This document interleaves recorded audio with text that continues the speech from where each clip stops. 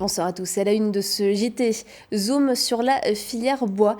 Elle représente plus de 55 000 emplois dans la région, mais peine à recruter. Alors la profession lance une opération séduction. Sa suppression a été annoncée par le président Emmanuel Macron, mais l'ENA, l'École nationale d'administration, a des soutiens. Ses anciens élèves se mobilisent pour leur école et ils se réunissaient à Strasbourg la semaine dernière pour la première fois. Nous les avons rencontrés. Enfin, nous prendrons la direction de Bâle où s'est ouvert Régional 20, une exposition d'art frontalière également à découvrir à Mulhouse, Strasbourg et Fribourg jusqu'à fin décembre. Aujourd'hui, la filière forêt-bois représente plus de 55 000 emplois sur 10 000 établissements dans la région Grand Est. Une filière en pleine expansion, mais qui fait face à de nouveaux défis et une profonde mutation. Alors l'interprofession FIBois et les 8 maisons de l'emploi du Grand Est s'associent donc pour la première fois. Ensemble, ils lancent un programme destiné à développer l'emploi dans le secteur. Cécile Motz et Camille Roland. Aermat, la série SIAT est l'une des plus anciennes de la région. Au départ, ils étaient 35 et aujourd'hui, ils sont plus de 330 collaborateurs. Pourtant, depuis quelque temps, l'entreprise familiale peine à recruter. Pour cause, l'évolution des méthodes de travail et des métiers en tension, tels que les caristes, les métiers de la maintenance et opérateurs.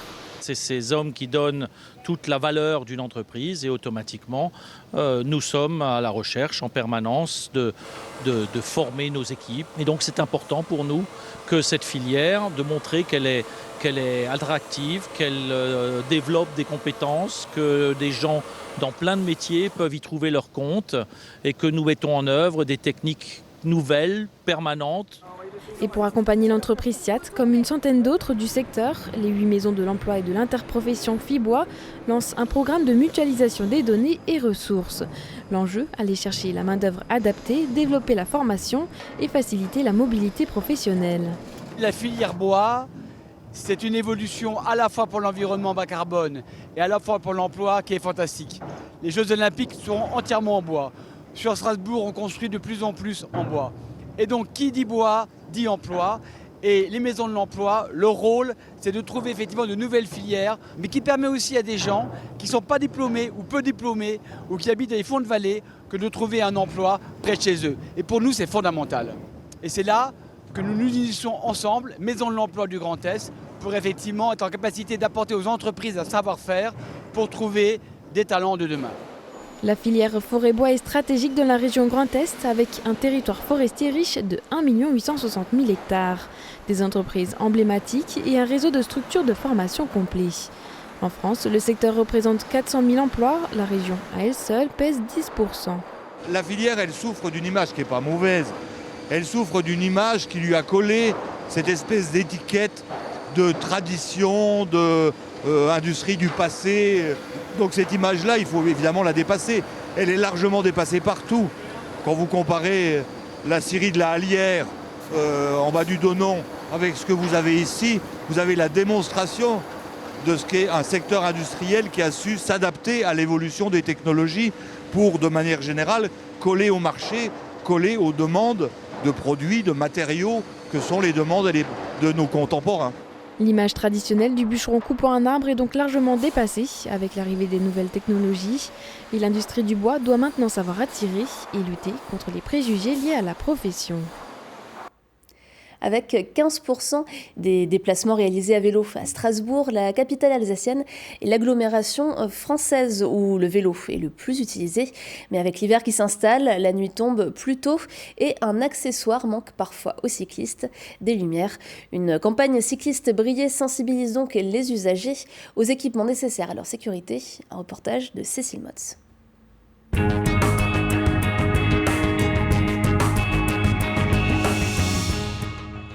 Ils sont environ 5000 cyclistes à passer quotidiennement route de Vienne aux abords du conservatoire de Strasbourg. Avec des pistes cyclables aux allures parfois d'autoroute, les cyclistes ne se sentent pas toujours en sécurité, d'autant plus en hiver car la pénombre s'installe rapidement. Je pense que de tout le monde, les cyclistes, on est un peu les moins respectés parce que s'il n'y a pas de piste cyclable, soit on se met sur la route, soit on se met sur le trottoir. On n'est jamais vraiment accepté, du coup on ne sait pas trop où se mettre. Alors la nuit, je suis très prudente parce qu'en fait il y a beaucoup de cyclistes sans lumière. Les piétons qui regardent le téléphone plutôt que de regarder les trottoirs ou la chaussée. c'est compliqué. Ça m'est arrivé plein de fois d'avoir des frayeurs avec les voitures. Juste par exemple ici, typiquement, le feu peut être vert pour nous et les gens ils tournent sans regarder. Les gens voient moins bien et sont peut-être un peu plus agités la nuit sur les soirs de la semaine. Moi je circule sans lumière donc ça craint. Du coup je vais très doucement, je respecte plus les feux. C'est vrai que moi je préfère me balader en ville là où il y a de la lumière.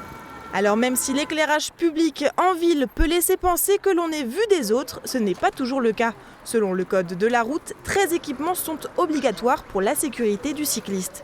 Cela va de la sonnette au réflecteur, en passant par les lumières avant et arrière. Chaque année, la police municipale, en partenariat avec l'association Cadre 67, réalise des opérations de sensibilisation et ils font un constat. Un vélo sur 4 n'aurait pas les équipements obligatoires. Le problème qu'on a avant tout, c'est un problème de qualité des vélos et des équipements qui sont sur les vélos. Souvent, l'éclairage est laissé un peu de côté, donc on est obligé d'avoir des équipements de sécurité sur son vélo, que ce soit les lumières, les réflecteurs, tout ça est obligatoire et on peut être verbalisé d'ailleurs pour défaut d'équipement. Donc bien sûr, c'est plus important en hiver que le reste du temps, mais c'est important aussi toute l'année la nuit. À chaque manquement, une amende de 11 € peut être apposée aux cyclistes. Pour aider les Strasbourgeois à bien s'équiper et dans le cadre de la campagne nationale cycliste Briller, l'association Cadre 67 s'engage.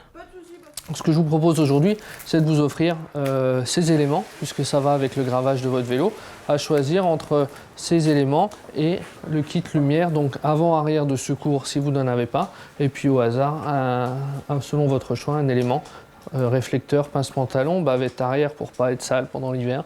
Voilà, je vous laisse choisir. Super. Cette année encore, par leurs actions en entreprise ou dans le milieu scolaire, l'association a pu vérifier 5000 vélos et environ 10% devaient être mis en règle. Mais Cadre 67 tire la sonnette d'alarme et pointe un problème survenant avant même l'utilisation du deux roues.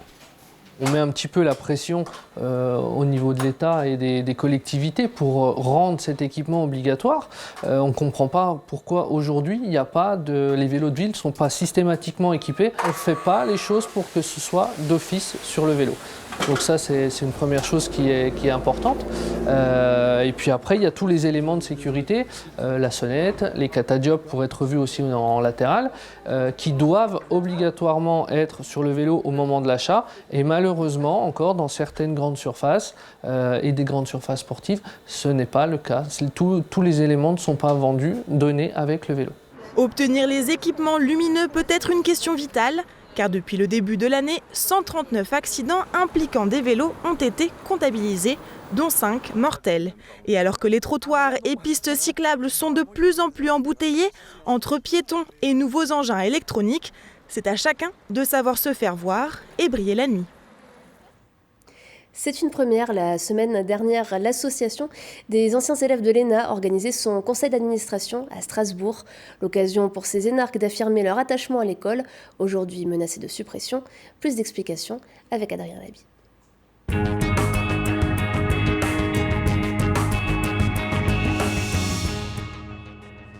ENA pour École nationale d'administration.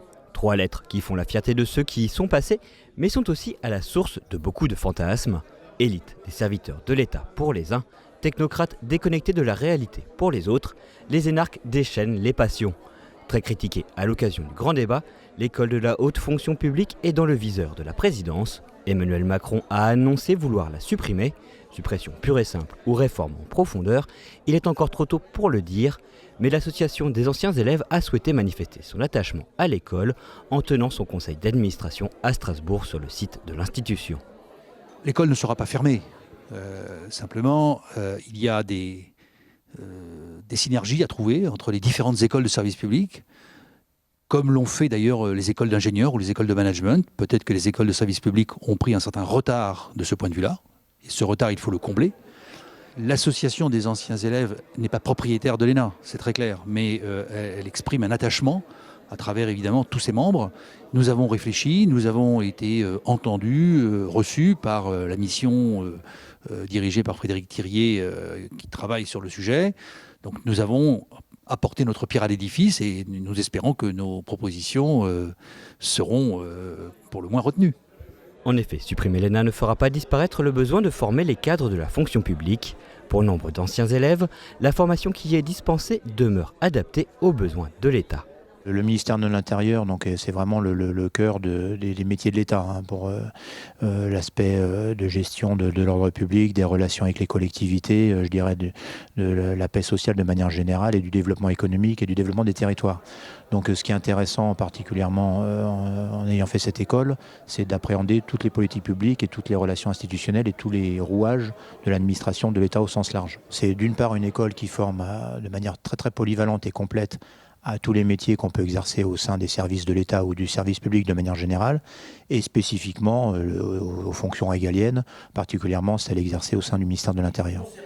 Installée à Strasbourg depuis le début des années 1990, l'école s'est intégrée dans le paysage. Aujourd'hui, aux côtés des institutions européennes, elle est source de renommée pour la capitale alsacienne. Ça représente bien sûr des emplois, ça représente de la richesse à travers la dépense, enfin la présence et les dépenses des élèves, qui ne sont pas seulement les élèves français, mais tous les élèves étrangers qui viennent de beaucoup de pays du monde. Il y a également beaucoup de stagiaires en formation continue, donc c'est plus de 10 000 personnes par an que l'ENA forme, mais c'est aussi un élément de prestige, un élément de visibilité qui est important, et notamment à travers toute cette connaissance que de très nombreux étrangers de haut niveau vont avoir de Strasbourg à travers leur présence pendant un an parmi nous. Et c'est tout un réseau international qui est devenu en quelque sorte strasbourgeois de cœur. Frédéric Thirier, chargé par la présidence de rendre un rapport sur l'avenir de l'école, devrait livrer ses conclusions à la fin du mois. Près de 200 artistes contemporains, français, suisses et allemands, exposent actuellement leur production dans le cadre de la 20e édition de la Régionale. Cette exposition transfrontalière vient d'ouvrir ses portes à Bâle, en Suisse. Sa particularité, dessins, peintures, films ou performances sont visibles sur 18 sites de la région trinationale.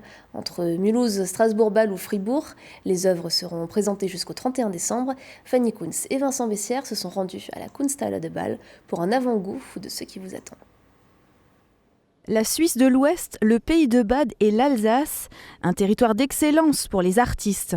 En 20 ans, la Régionale est devenue l'exposition référence de l'art contemporain local. Elle souffle cette année ses 20 bougies et propose les œuvres de 180 artistes. La Kunsthalle de Bâle vient d'inaugurer son exposition. Elle fait partie des 18 lieux où sont visibles ses œuvres. Les lieux d'exposition sont totalement différents. D'un côté, on a la Kunsthalle de Bâle, connue internationalement. De l'autre, une association d'art à Fribourg, ou de plus petits lieux comme le CEAC à Strasbourg, ou la Fabrique Culture à Egenheim par exemple. Chaque lieu a sa spécificité, mais on doit aussi la préserver et doit pouvoir la transposer dans son exposition. L'art contemporain local est multiple, tout comme les médias utilisés.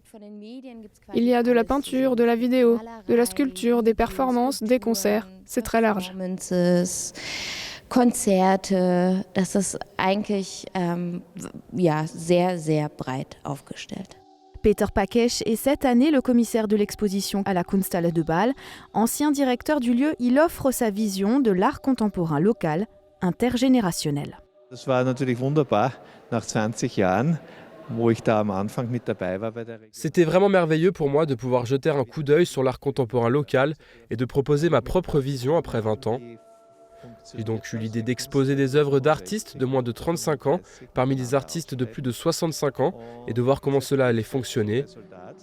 Et le résultat est vraiment bluffant. C'est une symbiose, on ne voit plus la différence entre les âges. Les œuvres sont visibles dans 5 pièces très différentes. C'est comme si on avait créé 5 univers, 5 mondes en quelque sorte.